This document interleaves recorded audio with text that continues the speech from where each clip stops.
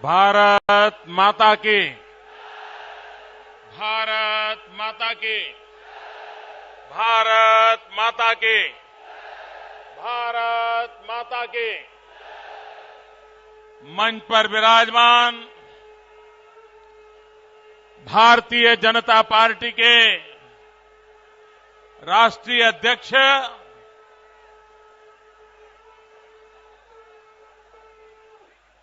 और इस धरती के सपूत आदरणीय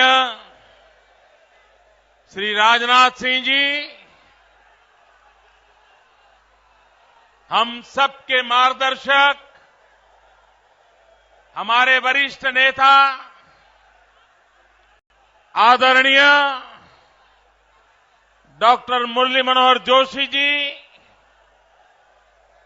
उत्तर प्रदेश भारतीय जनता पार्टी के अध्यक्ष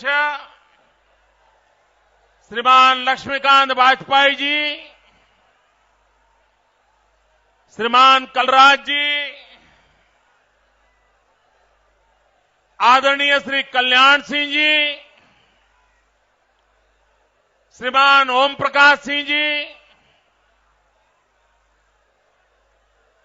श्रीमान अमित भाई शाह, श्री रामेश्वर चौरसिया, श्री त्रिवेंद्र जी रावत, श्रीमान लालजी टंडन जी, श्री केसरीनाथ त्रिपाठी जी, श्रीमान रमापति जी, श्रीमान सूर्य प्रताप जी, मंच पर विराजमान भारतीय जनता पार्टी के सभी वरिष्ठ महानुभाव और काशी क्षेत्र के कोने कोने से आए हुए इस विशाल जनसागर को मैं नमन करता हूं, आपका अभिवादन करता हूं।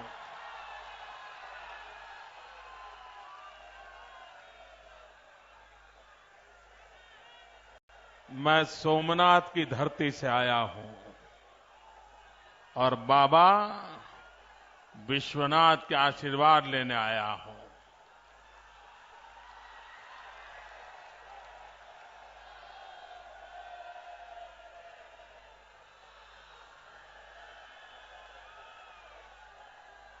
भाइयों बहनों, हमारे देश में चुनाव आने से पहले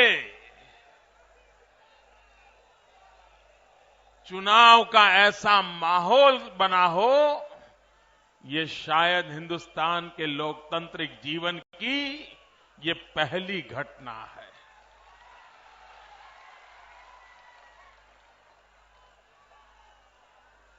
भाइयों बहनों, राजनीतिक दल चुनाव आते समय सक्रिय हो, ज्यादा सक्रिय हो, आरोप प्रत्यारोप हो, जनाधार बढ़ाने के प्रयास हो, ये तो होता है। लेकिन पहली बार हिंदुस्तान के कोने कोने में जनता जनार्दन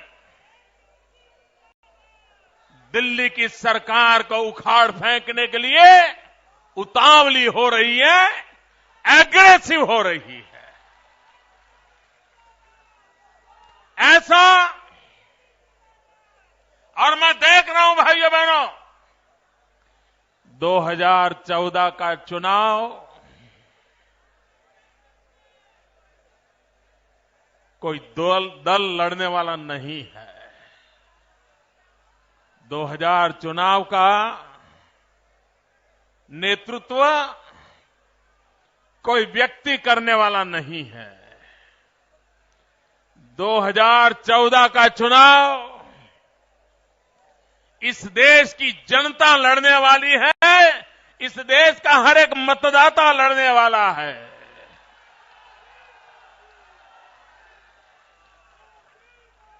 भाइयों बहनों,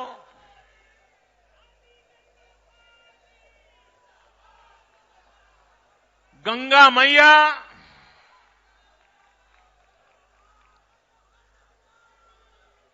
जब जब हिंदुस्तान की चर्चा होगी,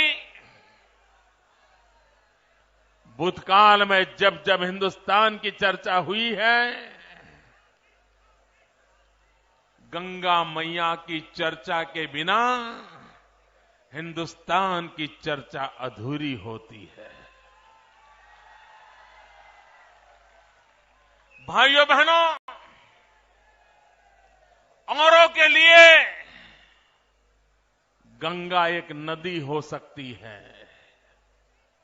हमारे लिए गंगा सिर्फ नदी नहीं, ये हमारी मां है, मां।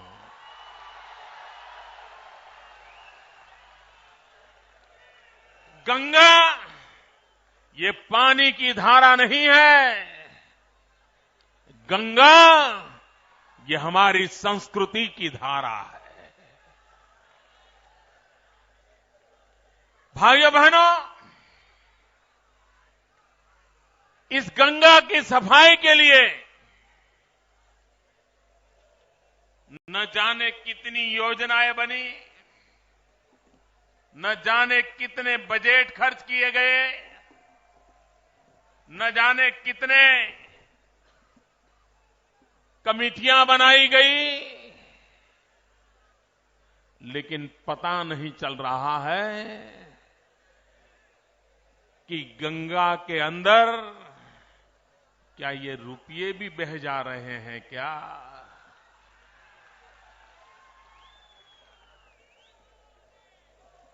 भाइयों बहनों, गंगा का शुद्धिकरण छोड़िए, कम से कम इस धन से, इन योजनाओं से उसमें जो निरंतर गिरावट आ रही है उसको तो रोक पाते। लेकिन भाइयों बहनों, ये नहीं हुआ। यूपीए सरकार ने बड़े उत्साह उमंग के साथ गंगा शुद्धिकरण के लिए एक योजना बनाई,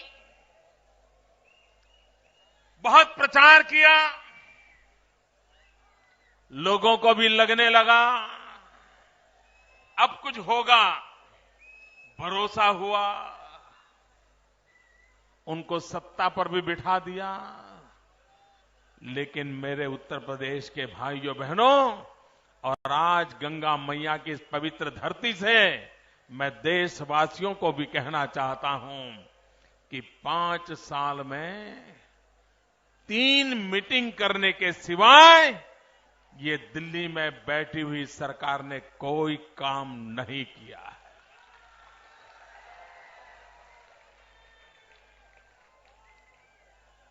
मैं दिल्ली की सरकार को आग्रह करता हूं, प्रधानमंत्री जी को आग्रह करता हूं, जरा देश के सामने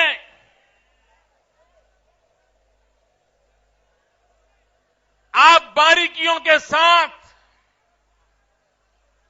देश की जनता को हिसाब दो, देश की जनता को जवाब दो कि राजीव गांधी के जमाने से गंगा के नाम पर वोट मांगे गए हैं, गंगा शुद्धिकरण के नाम पर देश के सामने आपने अपनी एक नई पहचान बनाने का प्रयास किया है। गंगा के नाम पर हजारों करोड़ रुपए देश की तिजोरी से निकाले गए हैं। देश की जनता हिसाब मांगती है, जवाब मांगती है कि गंगा शुद्धिकरण के लिए आपने क्या क्या किया, कब किया, कैसे किया, और देश ये भी जानना चाहता है किस किस के लिए किया। भाइयों बहनों, आप मुझे बताइए, अकेले गंगा के मुद्दे पर मैं देशवासियों को भी कहना चाहता हूं, उत्तर प्रदेश के भाइयों को विशेष रूप से कहना चाहता हूं, गंगा के नाम पर जो देश के नागरिकों को मूर्ख बनाया गया है, उनको अंधेरे में रखा गया है, उनके साथ चीटिंग हुआ है। क्या भाइयों बहनों, गंगा जैसे पवित्र काम में भी इस प्रकार का पाप करने वाले लोगों को फिर से सरकार बनाने देनी चाहिए? मुझे पूरी ताकत से बताओ भाइयों, जिन्होंने गंगा के साथ खिलवाड़ किया उन्हें सरकार देनी चाहिए, जिन्होंने गंगा को अधिक बर्बाद किया उनको सरकार देनी चाहिए। ये देश उनको दे सकते हैं? अरे जो गंगा नहीं संभाल सकते वो देश को क्या संभाल सकते हैं भाई?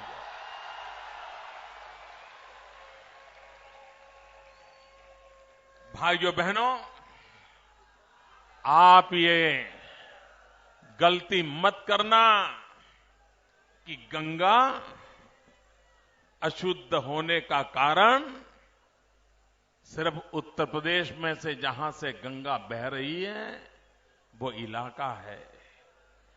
मित्रों, गंगा के शुद्धिकरण के लिए पहले दिल्ली को शुद्ध करना पड़ेगा, लखनऊ को शुद्ध करना पड़ेगा, तब जाकर के गंगा शुद्ध होगी। इन लोगों के रहते हुए, इन लोगों के बैठते हुए गंगा के शुद्धिकरण की कोई संभावना नहीं है। आजकल लोग मुझे सवाल पूछते हैं, विशेषकर से जो कांग्रेस को बचाने में लगे हुए हैं, किसी भी हालत में कांग्रेस बची रहे, कांग्रेस बचेगी तो उनकी दुकान चलती रहे। ये कांग्रेस के जो रक्षक है वो आजकल सवाल करते हैं कि मोदी जी ये तो बताओ आप क्या करेंगे? मुझे ऐसा पूछते हैं।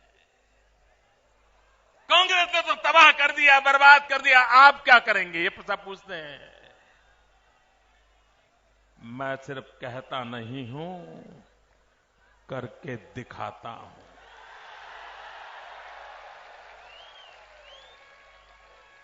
और जिनके मन में ये सवाल है, जो मुझे पूछ रहे हैं कि आप क्या कर सकते हो, उनसे मेरी प्रार्थना है, एक दिन निकालिए, एक दिन गुजरात आइए,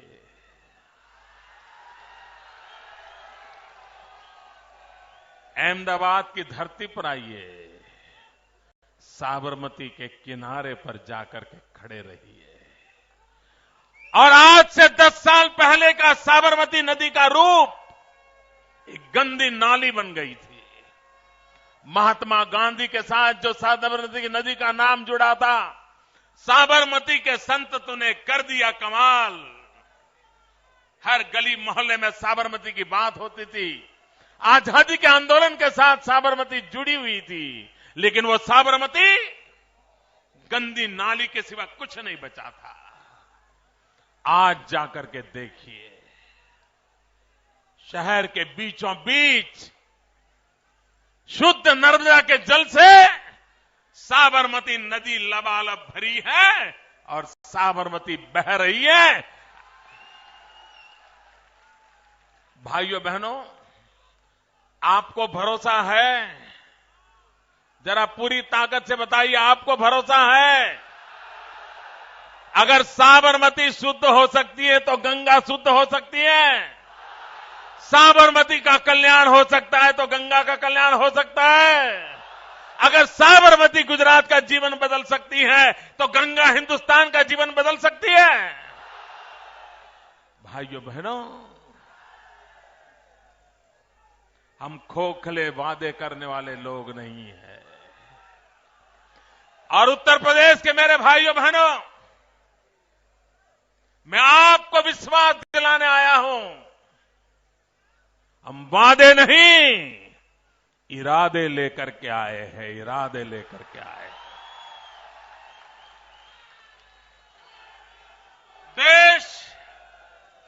देश वादों से उब चुका है। देश ने बातें बहुत सुनी हैं, उपदेश भी बहुत सुने हैं। अब तो देश को धरती पर सच्चाई उतारने का इरादा है और इसलिए मैं आज कहने आया हूं, हम वादे नहीं, इरादे लेकर के आए हैं और इरादे पूरा करने की क्षमता रखते हैं। भाइयों बहनों, कुछ लोग सोचते हैं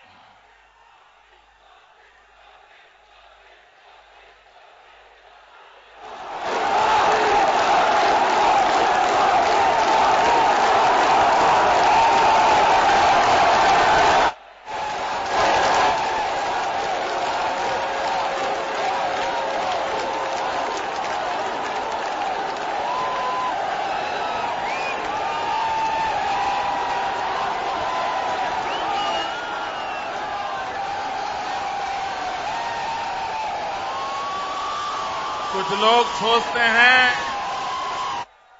कि हिंदुस्तान की राजनीति में उत्तर प्रदेश का महत्व इसलिए है कि उत्तर प्रदेश के बिना किसी दल की सरकार नहीं बन सकती।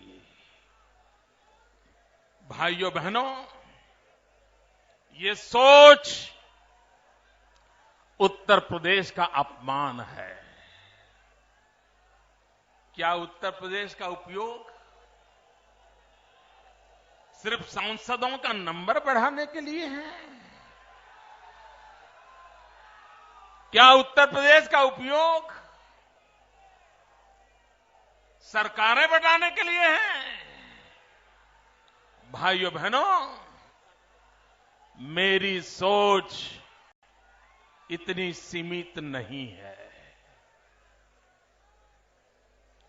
सवाल सरकार का नहीं है। अगर हिंदुस्तान को भी स्थिरता चाहिए तो उत्तर प्रदेश के बिना नहीं आ सकती है। अगर हिंदुस्तान को विकास करना है तो उत्तर प्रदेश का विकास हुए बिना हिंदुस्तान का विकास असंभव है। हिंदुस्तान में अगर बेरोजगारी मिटानी है, उत्तर प्रदेश से बेरोजगारी मिटाए बिना हिंदुस्तान की बेरोजगारी मिट नहीं सकती है। अगर हिंदुस्तान भूखा है, अगर उत्तर प्रदेश ये गंगा यमुना के पट ये अगर हिंदुस्तान का पेट नहीं भरते तो हिंदुस्तान की भूख कभी मिट नहीं सकती है। भाइयों बहनों, उत्तर प्रदेश को सिर्फ सांसदों की संख्या के साथ न जोड़ा जाए। उत्तर प्रदेश भारत का भाग्य विधाता बन सकता है। उत्तर प्रदेश समृद्ध भारत की धरोहर बन सकता है। उत्तर प्रदेश विकास की नई ऊंचाइयों पर ले जाने के लिए एक बड़ा ताकतवर इंजन के रूप में देश के सामने उभर सकता है। और इसलिए भाइयों बहनों, भारतीय जनता पार्टी के लिए उत्तर प्रदेश राजनीति के खेल का मैदान नहीं है। हमारे लिए उत्तर प्रदेश हिंदुस्तान की भलाई के लिए सबसे बड़ा उर्वरा भूमि है। यह हमारी सोच है। भाइयों बहनों, मुझे यहां के लोगों की शक्ति पर भी भरोसा है, यहां के नागरिकों की शक्ति पर मुझे भरोसा है। यही तो उत्तर प्रदेश के लोग, आप ही के तो पूर्वज, आप ही के तो पुरखे इसी भूमि पर राम राज्य बनाने का काम आप ही के पुरखों ने किया था।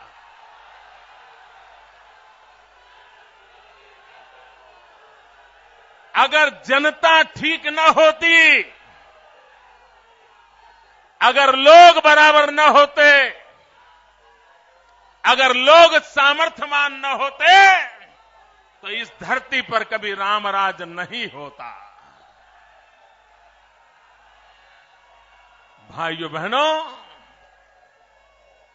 राम राज्य बनने के लिए जिस प्रकार की जन सामान्य की शक्ति चाहिए, जन सामान्य के संस्कार चाहिए, जन सामान्य की परंपरा चाहिए, ये सब कुछ उत्तर प्रदेश के हर जन जन में है। आप उस विरासत के धनी हो, फिर भी मुसीबत क्यों है?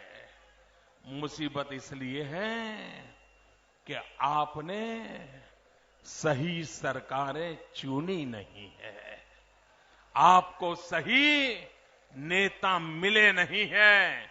जिस दिन आप सही सरकार चुनोगे, जिस दिन आप सही नेता चुनेगे, तो ये जनता की शक्ति ये राष्ट्र को नई ऊंचाइयों पर ले जाने का एक बहुत बड़ा कारण बन सकती है, और मुझे पूरा भरोसा है। भाई,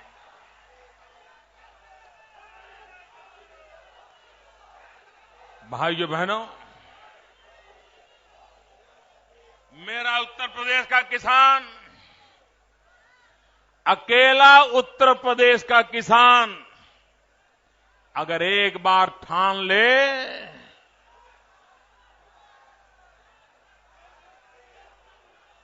अगर उत्तर प्रदेश का किसान एक बार ठान ले, लाल बहादुर शास्त्री के नेतृत्व में इस देश के किसान ने ठान लिया था।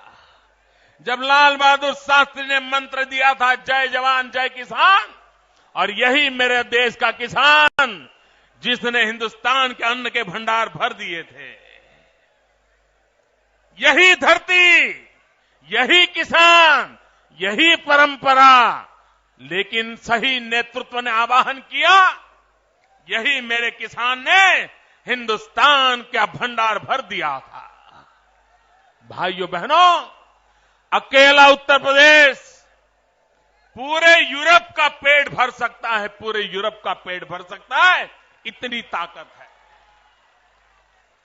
लेकिन सरकारें ऐसी बनी हैं, देश ऐसे चल रहा है, आज यूरोप का पेट भरने का सामर्थ्य रखने वाला किसान आज दुर्भाग्य से खुद का पेट नहीं भर पा रहा है। इससे बड़ी दुखद बात क्या हो सकती है? मेरा किसान धान की खेती करे, धान पैदा करे, दिन रात मेहनत करे, उसके मन में एक भाव हो, इस मेहनत से पका हुआ धान किसी गरीब के पेट में जाएगा, किसी गरीब की जिंदगी को बदलेगा, उसके आशीर्वाद मिलेंगे, सिर्फ पैसों के लिए नहीं, इसके दिल में रहता है। किसान जब खेती करता है तो उसके मन में रहता है, कोई जीव मात्र, सिर्फ इंसान नहीं, पशु पंखी भी भूखे न रहे, इसलिए किसान पसीना बहाता है, मेहनत करता है। लेकिन भाइयों बहनों, इतनी मेहनत करके धान पकाने वाला किसान जब टीवी पर देखता है, अखबार में पढ़ता है कि रेलवे के प्लेटफॉर्म पर पका पकाया धान पानी में भीग रहा है, सड़ रहा है, भाइयों बहनों, वो सिर्फ आर्थिक नुकसान होता है ऐसा नहीं, किसान के दिल को चोट पहुंचती है। भैया, आपके सारे नारे मुझे पहुंच गए, मैं आपका आभारी हूं। दोस्तों, प्लीज प्लीज, आपके प्रेम के लिए मैं आपका बहुत आभारी हूं, लेकिन आप थोड़ा संभालिए दोस्तों। अब इतना बड़ा मैदान भी छोटा पड़ गया, क्या करे भैया।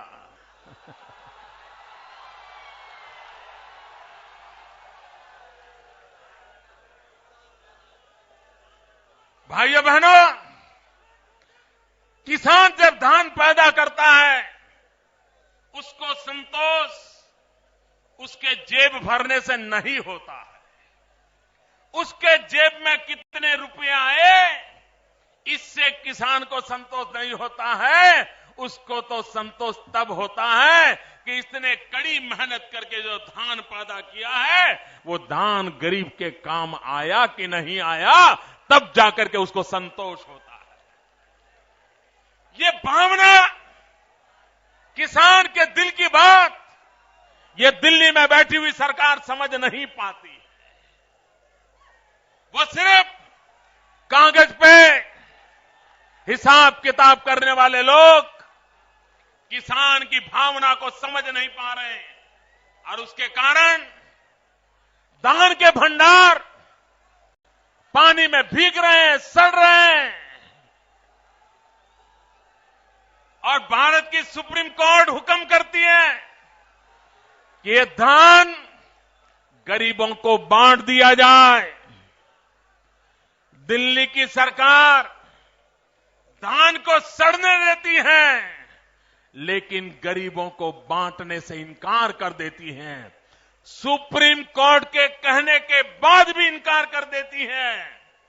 भाइयों बहनों, और बाद में क्या करती हैं? जिस किसान ने पसीना बहा करके धान पैदा किया, उसको 80 पैसे के दर से शराब बनाने वालों को बेच देते हैं। शराब बनाने वालों को। क्या मेरा देश का किसान, उसको पीड़ा होती होगी कि नहीं होती होगी भाइयों? इसके दिल को चोट पहुंचती होगी कि नहीं पहुंचती होगी? मैं हैरान हूं भाइयों। क्या कोई देश के ऐसे शासक हो सकते हैं जो गरीबों की मेहनत, किसान की मेहनत, उसको इस प्रकार से शराब बनाने के लिए उसको लगा दें? ये किसानों का अपमान है, धरती पुत्रों का अपमान है, और साथ साथ हमारे देश के गरीबों की मजाक है। भाइयों बहनों, चुनाव आते हैं तो ये माला जपने लग जाते हैं। कुछ विद्यार्थी होते हैं, जब एग्जाम आती है ना, तो दिन में 4 बार भगवान को सर टेक के आ जाते हैं, पूजा पाठ करते हैं। आज एग्जाम है, पेपर देने जाना है, जरा भगवान के आशीर्वाद मिल जाए। माला जपते रहते हैं, भगवान का नाम लेते रहते हैं। एग्जामिनेशन के हॉल पर बैठते हैं, वहां भी अपनी बेंच पर 10 बार भगवान का स्मरण करते हैं, और उसके बाद पेपर खोलते हैं। ऐसे स्टूडेंट रहते हैं। ये कांग्रेस पार्टी भी जब चुनाव आता है तो माला फेरने लग जाती है। गरीब गरीब गरीब गरीब गरीब गरीब गरीब गरीब गरीब गरीब गरीब गरीब गरीब, और मन में सोचती है एक बार इनके आशीर्वाद मिल जाए, नैया पार हो जाएगी। भाइयों बहनों, इनके दिल में गरीबों के प्रति थोड़ा सा भी प्रेम होता, आदर होता, सीने में थोड़ा दर्द होता, तो आजादी के इतने सालों के बाद एक ही परिवार के पास 45 साल तक सरकार रहने के बाद हिंदुस्तान के गरीब की यह हालत न रहती। अगर गरीबी का कोई एक दोषी है तो एक परिवार दोषित है भाइयों। एक परिवार ने देश को, गरीबों को तबाह करके रखा हुआ है। भाइयों बहनों, और ये उनकी मानसिकता में झलकता है। भाइयों बहनों, हमें गरीबी क्या होती है वो देखने के लिए जाना नहीं पड़ता है, क्योंकि हमने बचपन गरीबी में बिताया है।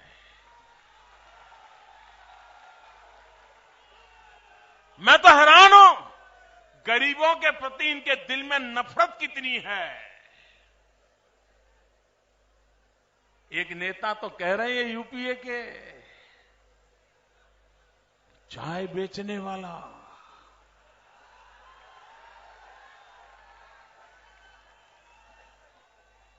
भैया बहनों मुझे बताइए, चाय बेच करके मेहनत करके गुजारा करना गुनाह है क्या? पाप है क्या? ईमानदारी से मेहनत करके खड़े होना ये कलंक है क्या? मैं हैरान हूं, ये गरीबों की बात करने वाले लोग खुलेआम बोल रहे हैं कि चाय बेचने वाला प्रधानमंत्री बन सकता है क्या?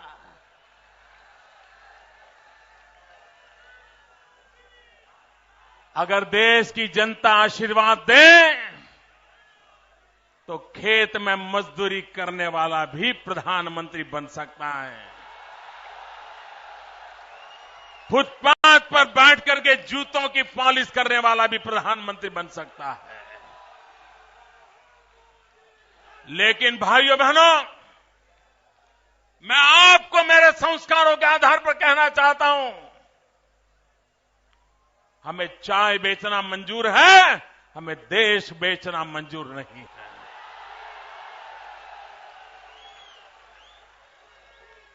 क्या आप गरीबों की इस प्रकार से मजाक उड़ाते हैं? आप गरीबी किस प्रकार से मजाक उड़ाते हैं? और उनके एक नेता तो पता नहीं क्या क्या बोलते हैं। वो तो कहते हैं गरीबी बरीबी कुछ नहीं होता है, ये तो सिर्फ स्टेट ऑफ माइंड होता है।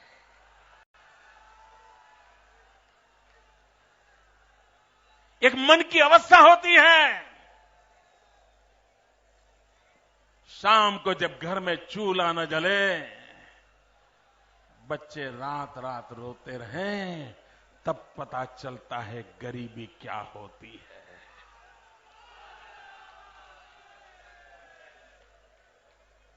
उन्हें क्या मालूम गरीबी क्या होती है। छोटे छोटे बच्चे मां बाप का पेट भरने के लिए मेहनत करते हैं, लेकिन ये गरीबों की मजाक उड़ा रहे हैं। भाइयों बहनों, ये जो अहंकार है और जो लोग गरीबों को अपनी जेब में मानते हैं, तब तक गरीबों का भला होने वाला नहीं है। और इसलिए मैं गरीबों से खास कहना चाहता हूं, जिन्होंने आज तक आपको शोषण किया है, उन सबको उखाड़ करके फेंक देने की सबसे पहला काम हमें करना पड़ेगा।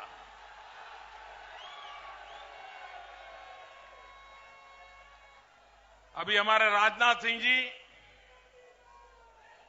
बड़ी पीड़ा व्यक्त करते थे कि कांग्रेस के नेता ने कहा कि भाजपा वाले चोर है।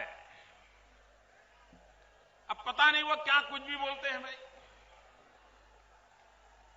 जो बोलते हैं उसको अगर इकट्ठा करके कहीं पर छाप दिया जाए तो हम हैरान हो जाएंगे कि इनके ये संस्कार है क्या, ये इनकी भाषा है क्या।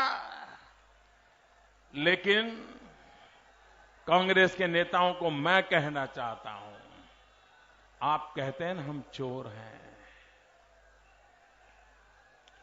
आपका आरोप हमें मंजूर है। हां, हम चोर हैं, हमने चोरी की है और हमने कांग्रेस की नींद चुराई है। नींद, कांग्रेस का चैन चुरा लिया है। अब हम कांग्रेस को आजादी के बाद देश को लूटने वालों को हम चैन से बैठने नहीं देंगे। ये फैसला करके हम मैदान में आए हैं।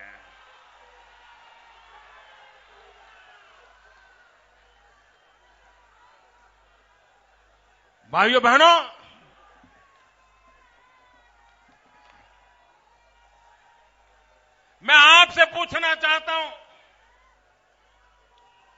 आप मुझे जवाब देंगे?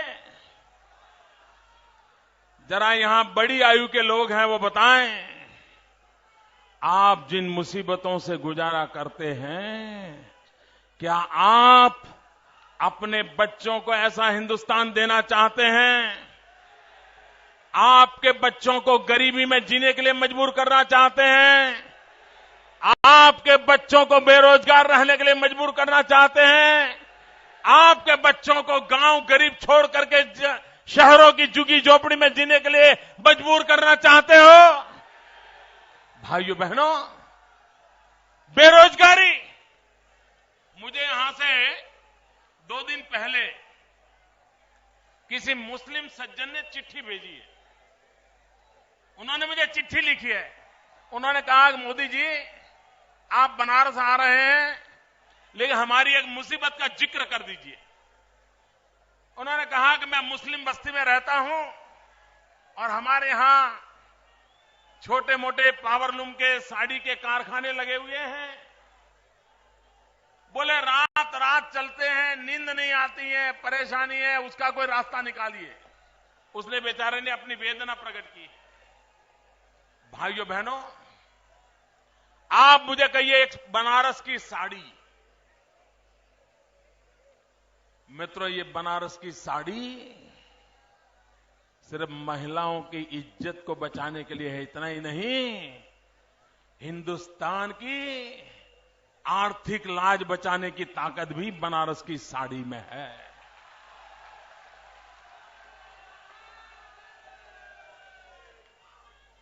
इतना बड़ा उद्योग, इतने लाखों लोगों को रोजी रोटी देने वाला उद्योग बर्बाद करके रख दिया। जिस मित्र ने मुझे चिट्ठी लिखी थी, वो शायद यहां आए हो या टीवी पर मेरा भाषण सुन रहे हो। मित्रों, इसका उपाय है।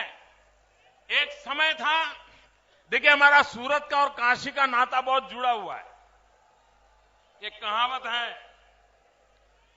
काशी का मरण और सूरत का जमण, यानी सूरत का भोजन और काशी का मरण, इन दोनों का महत्व, ऐसा कहावत चलती है। सूरत में भी पावरलूम का बहुत बड़ा काम है, काशी में भी पावरलूम का काम है। एक जमाना था, सूरत में कभी आपको शाम के समय निकलो या अर्ली मॉर्निंग निकलो, तो आपको ये पावरलूम की आवाज, आपके स्कूटर से पावरलूम की आवाज ज्यादा रहती थी। भाइयों बहनों, 10 साल के भीतर भीतर हमने एक अभियान चलाया। सरकार की तरफ से, बैंकों की तरफ से आर्थिक मदद की व्यवस्था की और पूरे पावरलूम सेक्टर को टेक्नोलॉजिकली अपग्रेड किया और शहर के बाहर बहुत बड़े बड़े इंडस्ट्रियल कॉम्प्लेक्स खड़े किए। भाइयों बहनों, बिल्कुल आवाज न करने वाली मशीनें बाजार में आ चुकी है। सरकार ने मदद की, बैंकों से सहायता दिलाई और आज टेक्नोलॉजी अपग्रेडेशन के कारण कपड़े की क्वालिटी, कपड़े की क्वांटिटी और शांति का जीवन हम सूरत में मुहैया करा सके हैं। भाइयों बहनों, ये काम बनारस में भी हो सकता है। जो लोग मुझे पूछते हैं मोदी विजन क्या है, ये है हकीकत, है हकीकत। जाकर के जरा देख के आओ। भाइयों बहनों, अगर नेक इरादा हो, और मैं मानता हूं बनारस के साड़ी उद्योग को अगर अपग्रेड किया गया होता, आधुनिक रूप से उसका महत्व बढ़ाया गया होता, तो आज हिंदुस्तान में अकेले बनारस की साड़ी के नाम पर लाखों नौजवानों को रोजगार मिलता, उनको जाने की नौबत नहीं आती। लेकिन भारत सरकार की नीतियां ऐसी हैं कि वो चाइना से यान तो इंपोर्ट कर देते हैं, लेकिन बनारस में साड़ी बनाने वाले की आजीविका का क्या होगा, उसकी उनको परवाह नहीं होती है। इनकी नीतियां ऐसी है, इसके कारण मुसीबत आती है। भाइयों बहनों, यहां के नौजवान, ये पूर्वांचल पूरा, शायद पूर्वांचल का कोई गांव ऐसा नहीं होगा जिसका कोई न कोई नौजवान मेरे गुजरात में न रहता हो। आप बताइए दोस्तों, अपना गांव छोड़ करके, मां बाप छोड़ करके, बूढ़े मां बाप को छोड़ करके उसको गुजरात में जाने की नौबत क्यों आई? अगर ये उत्तर प्रदेश का विकास हुआ होता तो उसको अपना घर न छोड़ना पड़ता, गांव न छोड़ना पड़ता, खेत खलिहान न छोड़ने पड़ते, यार दोस्त न छोड़ने पड़ते, बूढ़े मां बाप न छोड़ने पड़ते। भाइयों बहनों, आज बेरोजगारी के कारण देश का नौजवान अपने जीवन को अंधकार सा महसूस कर रहा है। वो परेशान है, जाए तो जाए कहां, किसका हाथ पकड़े, कौन बचाए? आप मुझे बताइए मित्रों, सरकार में कहीं पर भी नौकरी की एडवर्टाइजमेंट आती है तो सबसे पहले आपके मन में विचार क्या आता है? यही आता है ना कि यार किसी की सिफारिश की जरूरत पड़ेगी। होता है कि नहीं होता है? नौकरी के लिए सबसे पहले आप सिफारिश खोजते हो कि नहीं खोजते हो? जरा जवाब दो दोस्तों। बिना सिफारिश को नौकरी मिलने की कोई गारंटी है? बिना खर्चा किए नौकरी मिलने की गारंटी है? ये बेईमानी का धंधा चल रहा है, नहीं चल रहा है? इसका कोई उपाय हो सकता है, नहीं हो सकता है? मेरे पास कोई उपाय है।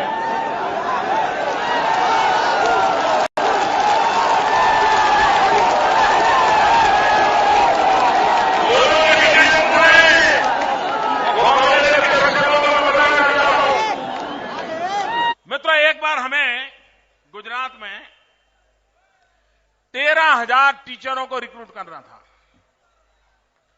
अब टीचर को रिक्रूट करना हो तो 1 लाख 2 लाख एप्लीकेशन आना तो बहुत सामान्य हो जाएगा। हमने क्या किया? हमने एडवर्टाइजमेंट दिया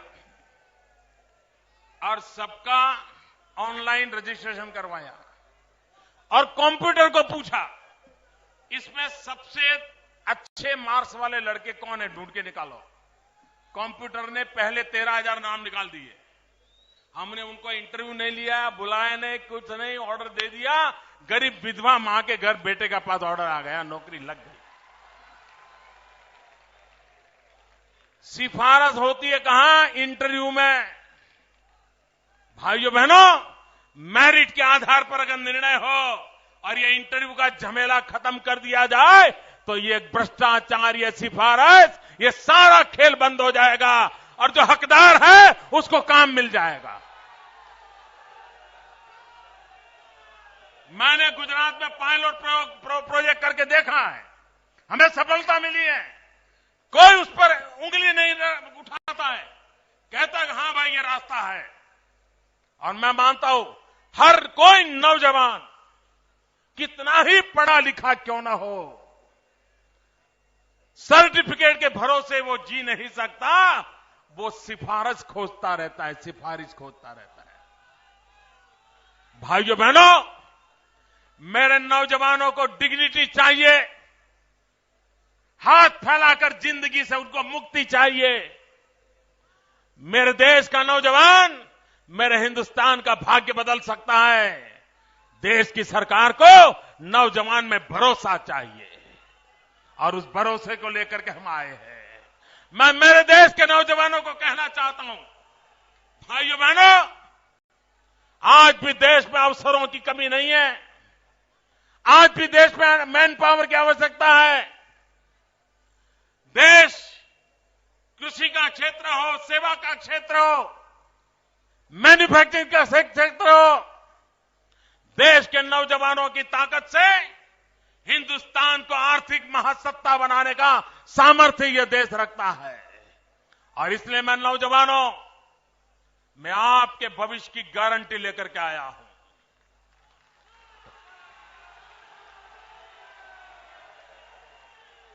और अगर हिंदुस्तान के नौजवान का भविष्य की कोई गारंटी नहीं तो हिंदुस्तान के भविष्य की कोई गारंटी नहीं है।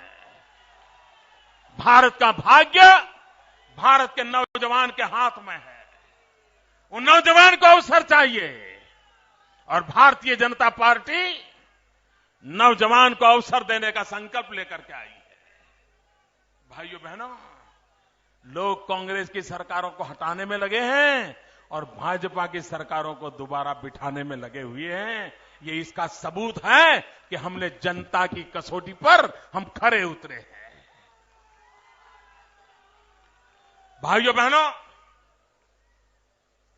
मैं उत्तर प्रदेश के भिन्न भिन्न क्षेत्रों में जा रहा हूं। मैं जो जन सैलाब देख रहा हूं, इससे मैं विश्वास से कहता हूं भाइयों बहनों, देश को दिल्ली की सरकार को उखाड़ के फेंकने की बड़ी उतावल है। देश की जनता अब एक पल भी दिल्ली की सरकार को सहने के लिए तैयार नहीं है। भाइयों बहनों, आओ हम संकल्प करें।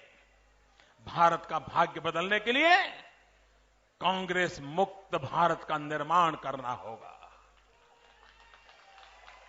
कांग्रेस मुक्त भारत का निर्माण ही गरीबी से मुक्त भारत की गारंटी है। कांग्रेस मुक्त भारत का निर्माण ही बेरोजगारी से मुक्त भारत की गारंटी है।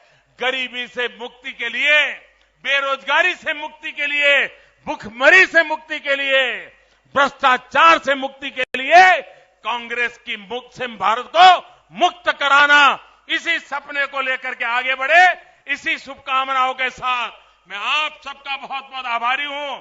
दो मुट्ठी बंद करके मेरे साथ बोलिए, पूरी ताकत से बोलेंगे, भारत माता की।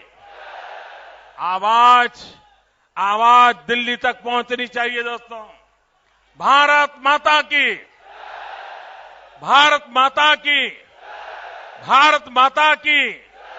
वंदे वंदे वंदे वंदे वंदे वंदे वंदे वंदे वंदे वंदे वंदे वंदे वंदे वंदे वंदे वंदे वंदे।